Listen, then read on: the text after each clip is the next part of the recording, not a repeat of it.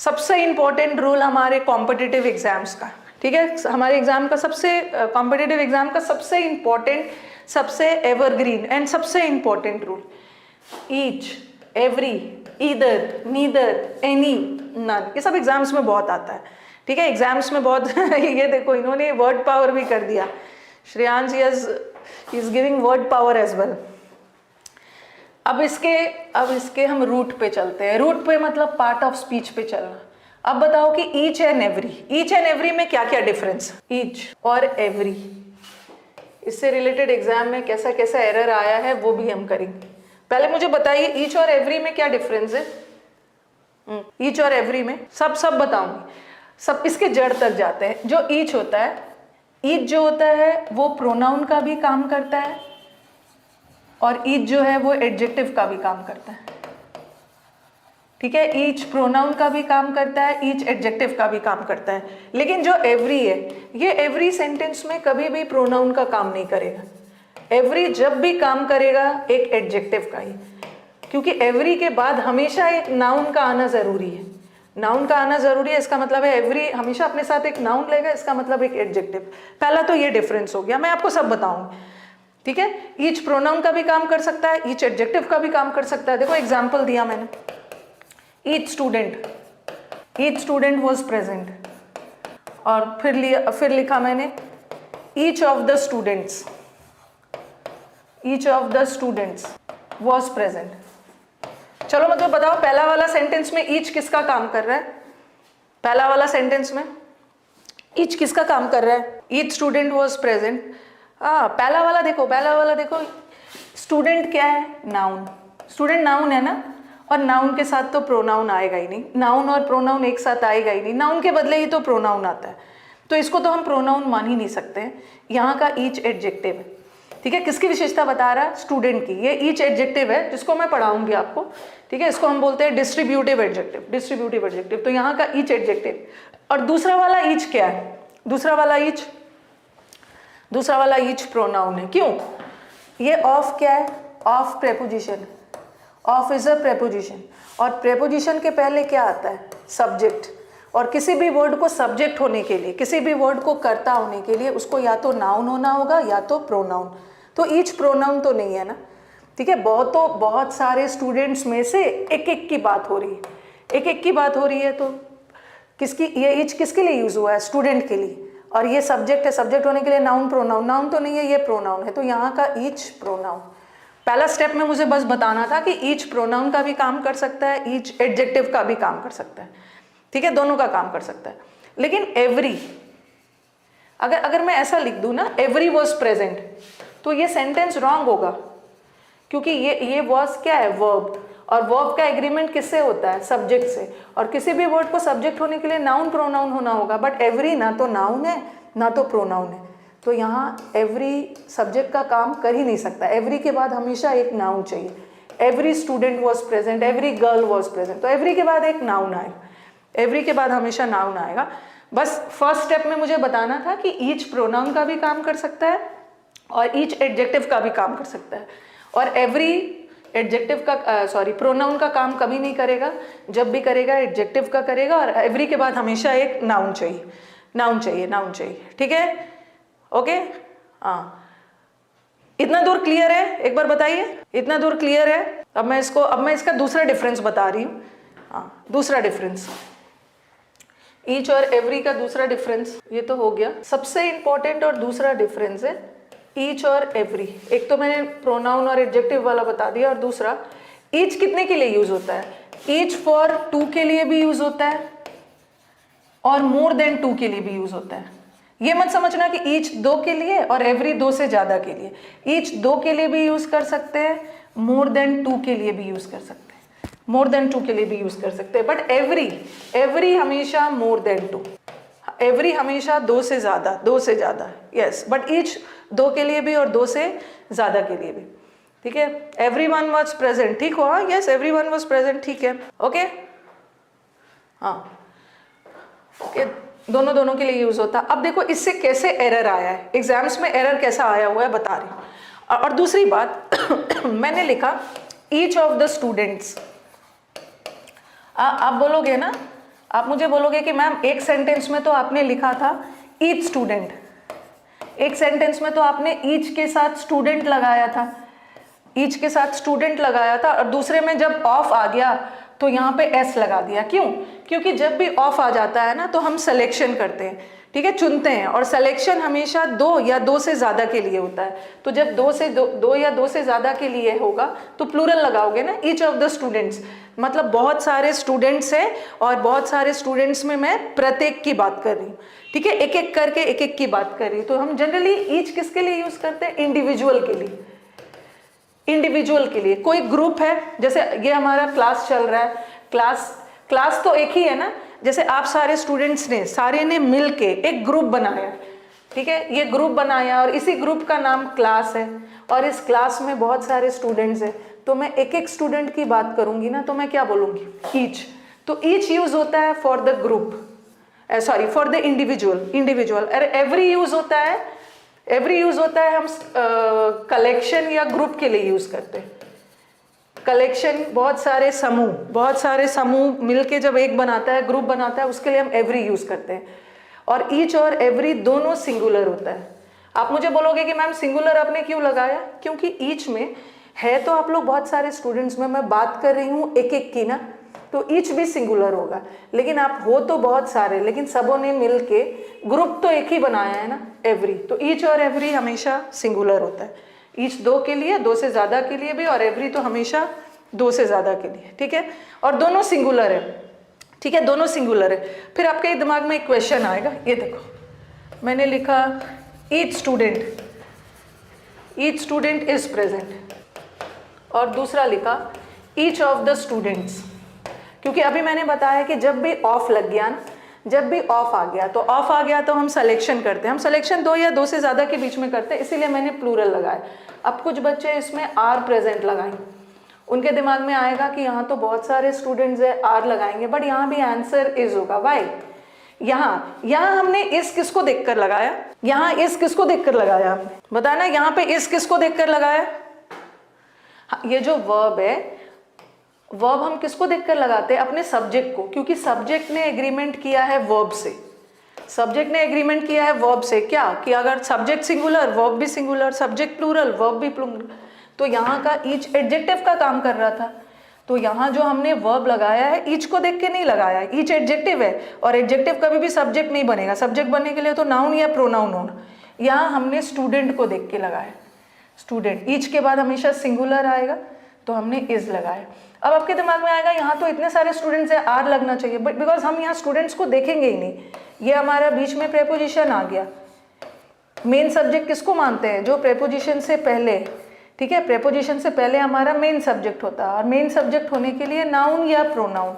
तो यहाँ पे ये प्रोनाउन है, ईच प्रोनाउन है, हम अपने प्रोनाउन को देख के इज लगा रहे हैं, ठीक है, इज लगा रहे हैं, इज, यस। तो मैंने अभी अलग अलग करेंगे, अभी मैंने आपको बता दिया ईच और एवरी में डिफरेंस क्या है। चलो बताओ, ईच गर्ल वॉज प्रेजेंट, ये तो सही है।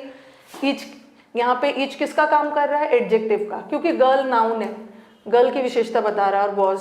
और यहाँ ईच ऑफ द गर्ल्स देख के वर मत लगा देना, वर मत लगाना, क्योंकि यहाँ हमने गर्ल्स को देखा ही नहीं, यहाँ हमारा मेन सब्जेक्ट ईच था, ठीक है।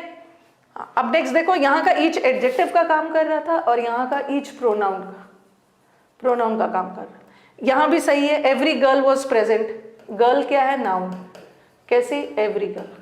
तो ये तीनों सेंटेंस करेक्ट है। ईच एडजेक्टिव भी होता है, ईच प्रोनाउन भी होता है, बट ये सेंटेंस रॉन्ग है। लास्ट वाला रॉन्ग क्यों है? और एक चीज और है, याद रखना है। कुछ बच्चों ने रट रखा है कि मैम ऑफ के बाद हमेशा प्लूरल नाउन आएगा, ऐसा हमेशा नहीं होता है। ऑफ के बाद प्लूरल नाउन तभी आता है ना जब आप सिलेक्शन कर रहे हो, ठीक है। जैसे एक का क्वेश्चन मैं देख रही थी, ये देखो पहले मैंने लिखा द बुक्स ऑफ राम, तो आप बोलोगे कि मैम यहाँ तो आपने ऑफ के बाद प्लूरल नहीं लगाया, बिकॉज यहाँ सिलेक्शन हो ही नहीं रहा है। The books of Ram, Ram की किताबें, तो यहाँ का ऑफ पोजेशन बता रहा है, ठीक है, यहाँ का ऑफ पोजेशन बता रहा है, सिलेक्शन नहीं हो रहा है। ऐसा नहीं है कि हमने बहुत सारे स्टूडेंट्स में से एक राम को सेलेक्ट कर रहे हैं, लेकिन मैंने लिखा वन ऑफ द बुक्स मतलब बहुतों में से किसी एक किताब की बात हो रही है। तो जब सिलेक्शन की बात हो रही है ना, तभी ऑफ के बाद प्लूरल लगाओगे, वरना नहीं, वरना नहीं। हाँ, नेक्स्ट वाला गलत क्यों है? एवरी ऑफ द गर्ल्स गलत क्यों है? ठीक है, गलत है। ये गलत इसलिए है, ये देखो, ये ऑफ प्रेपोजिशन है।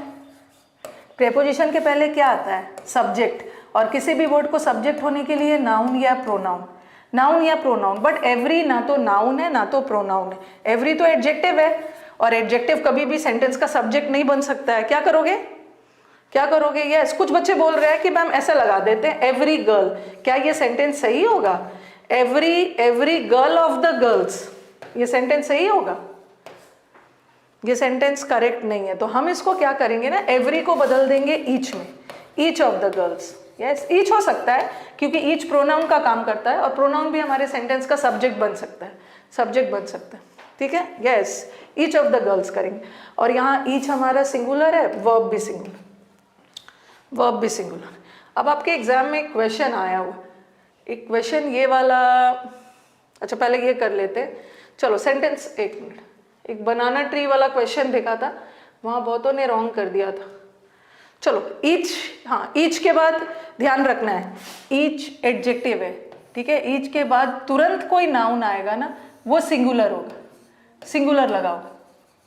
बट ऑफ आ गया तो बहुतों में से एक एक की बात हो रही है, जब ऑफ आ गया तो प्लूरल लगाओ। सिर्फ आप देख रहे हो कि नाउन में सिर्फ आप देख रहे हो कि नाउन में फेरबदल हो रहा है। अकेला ईच है तो सिंगुलर, ऑफ आ गया तो सिलेक्शन हो रहा है, सिलेक्शन के बाद प्लूरल आएगा। लेकिन हमारे वर्ब में कोई डिफरेंस नहीं होगा, वर्ब में कोई डिफरेंस नहीं होगा, वर्ब हमेशा सिंगुलर रहेगा। ईच या एडजेक्टिव के रूप में काम करे या ईच प्रोनाउन के रूप में काम करे, वर्ब हमेशा सिंगुलर होगा। क्यों? अगर ईच एडजेक्टिव का काम करता है ना, तो ईच के बाद जो नाउन आएगा वो हमेशा सिंगुलर रहेगा, तो वर्ब भी सिंगुलर। अगर ये प्रोनाउन का काम करता है तो ईच सिंगुलर प्रोनाउन है, वहाँ भी वर्ब सिंगुलर। और वर्ब सिंगुलर कब होता है? जब उसमें एस लगा है, एस लगा हुआ है, एस लगा हुआ। Okay, yes. अब बताओ, ईच स्टूडेंट या students wishes to complete his work, हर वर्क या देयर वर्क। हम बात कर रहे हैं यहाँ पे स्टूडेंट है, स्टूडेंट सिंगुलर है तो देयर तो नहीं लगेगा। स्टूडेंट में गर्ल भी आते हैं, बॉय भी आते हैं, और जब मेल फीमेल क्लियर नहीं हो तो हम किसको मानते हैं? मेल को। स्टूडेंट कॉमन जेंडर है, टीचर कॉमन जेंडर है, कॉमन जेंडर के लिए हम मेल में मानते हैं। नेक्स्ट, इसमें भी वही है, विशेस होगा और यहाँ भी आंसर हिज होगा, हिज। नेक्स्ट, हाँ ये, अच्छा ये पहले देख लो, एवरी क्लास, ये तो बता दो। एवरी भी हमेशा अपने साथ सिंगुलर लेता है और इसके साथ है। अब मुझे बताओ, ये एग्जाम का आया हुआ क्वेश्चन है, ठीक है, एग्जाम का क्वेश्चन आया हुआ है, यहाँ पे वही ध्यान रखना है कि ईच दो के लिए या दो से ज्यादा के लिए भी, लेकिन एवरी तो हमेशा दो से ज्यादा के लिए। अब आंसर बताइए।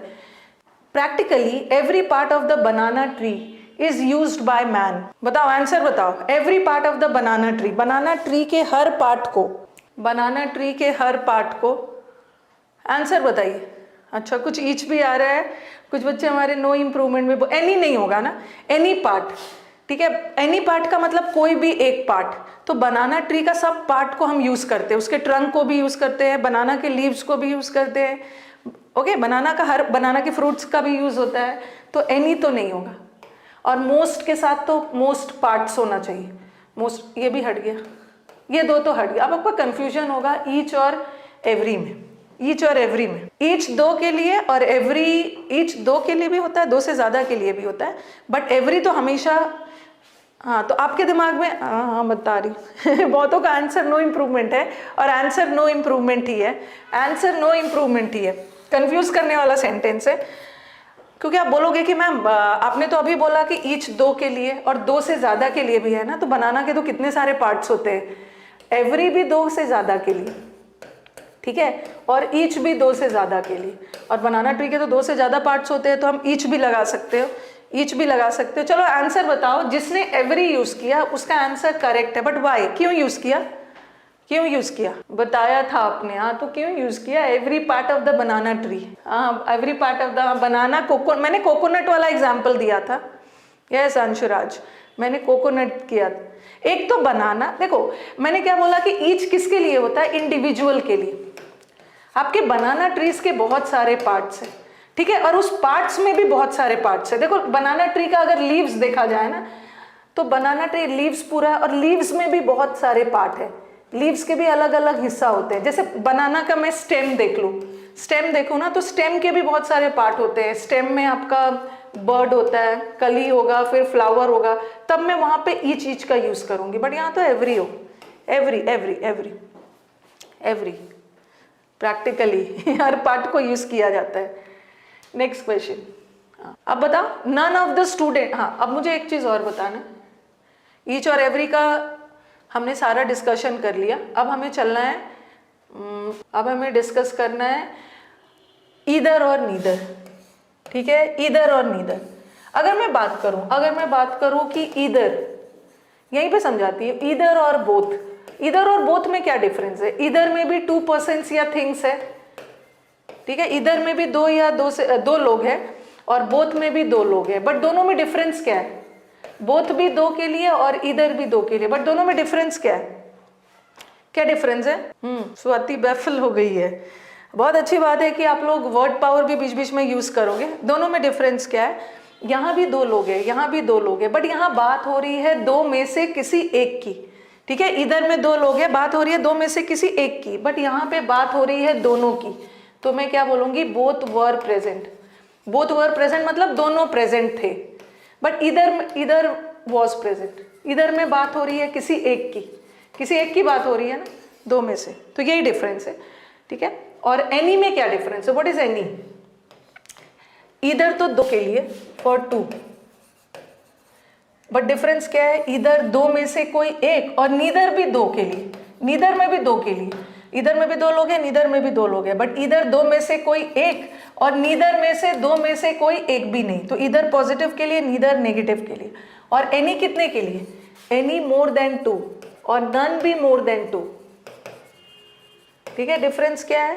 देखो, ये 2 में से एक, ये बहुतों में से कोई एक, 2 से ज्यादा के लिए, और दोनों पॉजिटिव के लिए, और नीदर 2 में से कोई एक भी नहीं और नन बहुतों में से कोई एक भी नहीं, तो नन 2 से ज्यादा और नीदर 2 के लिए, दोनों नेगेटिव सेंटेंस में, और इधर और एनी पॉजिटिव सेंटेंस में, पॉजिटिव सेंटेंस में। ओके, अब चलो इससे related questions. None of the 2 students did the work, answer बताइए। None of the 2 students did the work. Guess work नहीं करना है, कंजेक्ट नहीं करना है। गेसिंग को हम क्या बोलते हैं? गेस करना। सरमाइज वर्ड याद रखना है, सरमाइज का मतलब भी होता है गेस करना, कंजेक्ट करना, सब गेस करना। गेस कर करके आज तक एरर बना है। चलिए आंसर बताइए। यहाँ पे 2 स्टूडेंट की बात हो रही है, 2 स्टूडेंट की बात हो रही है, और नन तो 2 से ज्यादा के लिए होता है ना, तो हम यहाँ पे नीदर लगाएंगे। इधर मत लगाना, इधर भी 2 के लिए होता है, बट ये सेंटेंस नेगेटिव जा रहा है, तो नेगेटिव को किसी नेगेटिव से रिप्लेस करोगे। हाँ, और कुछ बच्चों का ये भी होता है कि मैम नीदर तो 2 के लिए होता है और 2 भी 2 के लिए है, सुपरफ्लुअस आ गया। ऐसा कुछ भी सुपरफ्लुअस नहीं है, आप नीदर के साथ, ठीक है, नीदर 2 के लिए यूज होता है। अगर आप 2 भी लगा देते हो ना तो कोई दिक्कत नहीं है, ठीक है। अगर मैं ऐसा भी लिखती, नीदर ऑफ द स्टूडेंट्स, तो अंडरस्टूड है कि नीदर है, इसका मतलब है 2 स्टूडेंट, बट अगर 2 भी लगा दिया तो काइंडली उसको सुपरफ्लुअस मत मानिएगा। Next, mister Sharma has 3 sons, neither of them is hard working. Mister Sharma के 3 सन्स है, बट उसमें से कोई भी हार्ड वर्किंग नहीं है। भाई सेशन को शेयर करते जाइएगा ताकि कल हम और एक डबल एनर्जी के साथ अपने क्लास को स्टार्ट करेंगे। स्पेक्यूलेट करना, यस। यहाँ पे मिस्टर शर्मा के 3 सन्स है, ओके, और नीदर तो 2 के लिए होता है, तो यहाँ पे 2 से ज्यादा के लिए नन लगा। आप कुछ ये भी बोलेंगे, मैम ऐसा भी तो कर सकते हैं कि 3 को 2 बना देते हैं, 2 सन रखते हैं और नीदर को नीदर रहने देते हैं। उनके 3 सन है तो 3 ही रखना है, ठीक है। 3 और 2 का एरर एग्जाम में नहीं आता है, उसको चेंजेस में नहीं लाना। Any of the 2 students will complete the project. चलो, none any of the 2 students, any तो 2 से ज्यादा के लिए होता है ना, बट यहाँ पे तो 2 स्टूडेंट की बात हो रही है, तो यहाँ पे इधर हो। Again, none of the pens, ये जो नन है ना, ये स्टूडेंट्स को काफी परेशान किया है। हर जगह देख लोगे कि नन के साथ प्लूरल का भी यूज हो सकता है, नन के साथ सिंगुलर का भी, वर्ब का भी यूज हो सकता है। विद्यार्थीगण इसको माने, विद्यार्थीगण को क्या मानना है? जो हमारा एसएससी मानता है, जिसमें आपको नंबर मिलने वाला है। तो एसएससी में जब जब ये नन वाला क्वेश्चन आया, ठीक है, none of the pens, none of the pens मतलब बहुतों में से कोई एक भी काम नहीं कर रहा। सिंगुलर मान, सिंगुलर, विद्यार्थीगण को वही मानना है जिसपे एसएससी नंबर देगा। इज और आर दोनों लगा दिया। Neither of them attended the function, चलो इसका टैग बनाओ, नीदर ऑफ देम का टैग बनाइए। 1000 पूरा वॉचिंग में आना है भाई, कहाँ है बाकी, इसका मतलब है शेयर नहीं कर रहे हो सब। हाँ चलो इसका टैग बनाइए, टैग बनाइए, tag tag, neither of them attended the function. और पास्ट है ना, पास्ट टेंस है तो डिडेंट, डिड लगेगा, डिडेंट मत लगाना क्योंकि नीदर अपने आप में नेगेटिव है, तो इसका क्या बनेगा डिड। अब बनाओ टैग क्या बनेगा, पास्ट है तो डिड लगाया, क्या बनेगा टैग डिड। शेयर करते जाना, जितना ज़्यादा शेयर करोगे ना उतना ज़्यादा क्लासेस इंटरेस्टिंग होगा। टीचर की एनर्जी क्या है, टीचर की एनर्जी उसके स्टूडेंट्स है। एक तो आप लोग ऑफलाइन हो, कहीं कहीं बैठे हुए हो, तो मैं तो बस आपको स्क्रीन पे ही आपके नंबर्स देख देख के पढ़ा रही हूँ ना। दे लगेगा, yes very good. Did he मत लगाना क्योंकि जैसे मैंने अभी आपको नोबडी एवरीबडी बताया ना, होता तो सिंगुलर है बट टैग में प्लूरल बनता है, तो डिड दे लगाना। और डिडेंट दे भी मत लगाना क्योंकि नीदर अपने आप में प्लूरल है, नीदर, हाँ डिड दे होगा। Very good Anshika.